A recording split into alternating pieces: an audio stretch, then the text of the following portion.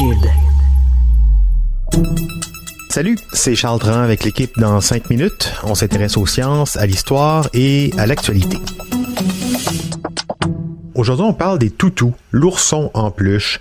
Il existe aujourd'hui des milliers de jouets en peluche de toutes les sortes, des toutous comme on les appelle souvent au Québec, et chaque enfant en a souvent une collection avec un ou deux préférés. Et dans ces collections, la plupart du temps, il y a un petit ourson. Dans la longue histoire des jouets, les toutous ont à peine une centaine d'années et seraient devenus populaires à cause d'une simple partie de chasse qui s'est mal terminée pour un président américain. L'histoire de l'ourson en peluche, voici Sophie Croteau. Les humains jouent avec des poupées depuis toujours. On en a retrouvé dans des tombeaux en Sibérie et en Égypte datant de plus de 4000 ans. À travers le temps, leur construction s'est raffinée, allant des poupées de chiffon inventées par les Romains jusqu'aux poupées de porcelaine du 19e siècle, qui est inspirée des fameuses China Dolls chinoises. À cette époque, on retrouvait surtout des poupées à l'effigie de bébés, qui étaient plus fragiles et dont les enfants devaient prendre soin. Parce qu'à la fin du 19e siècle, l'idée pour un enfant de pouvoir avoir des jouets et de s'amuser était relativement nouvelle, comme ils étaient auparavant considérés comme des petits adultes en devenir, qu'on envoyait même travailler très jeunes.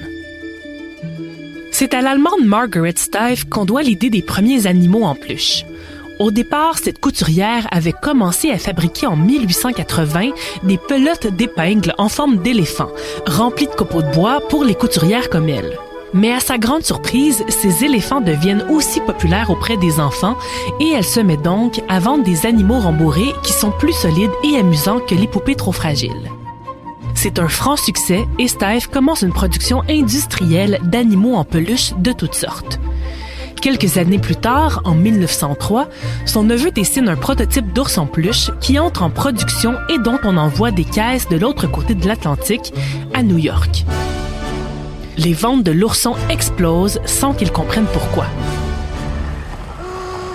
C'était en fait un concours de circonstances assez extraordinaire. Au même moment, un autre fabricant de jouets avait commencé à vendre des ours en peluche et l'offre ne suffisait pas à la demande. Inspiré par une nouvelle un peu banale, Maurice Michtom, un vendeur de bonbons de Brooklyn, avait demandé à sa femme de fabriquer un ours en peluche qu'il pourrait mettre dans la vitrine de son magasin.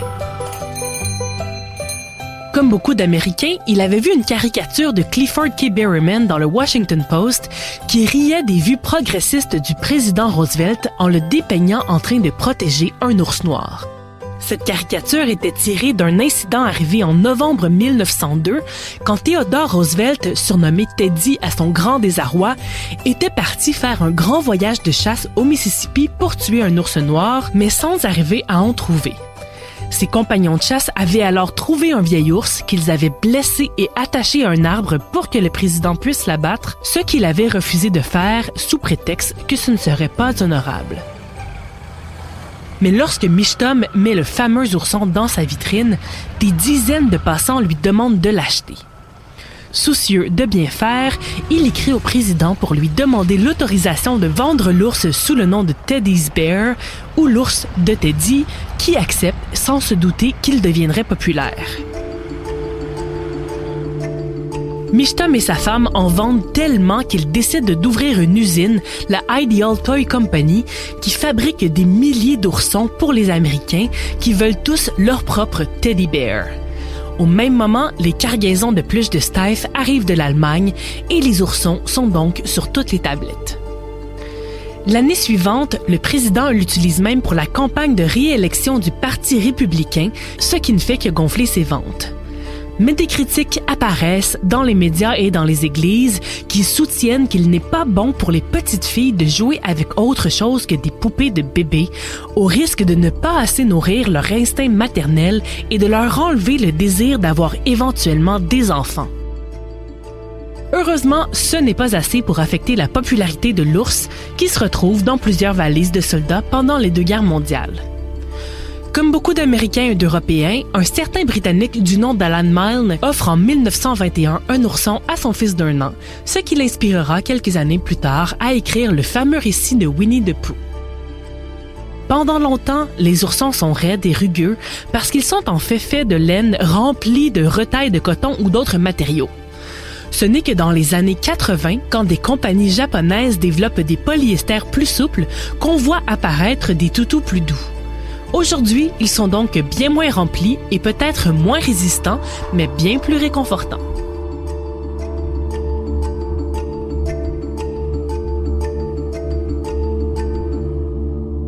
Ah oui, tellement réconfortant que les toutous sont aussi populaires chez les adultes aujourd'hui, entre autres aussi à cause de l'esthétique du kawaii au Japon et de la fin aussi du stigmate de dormir avec un jouet. On en fait même des plus lourds pour aider à combattre l'anxiété, autant pour les enfants donc que pour les adultes. Merci Sophie Croteau, c'était en 5 minutes.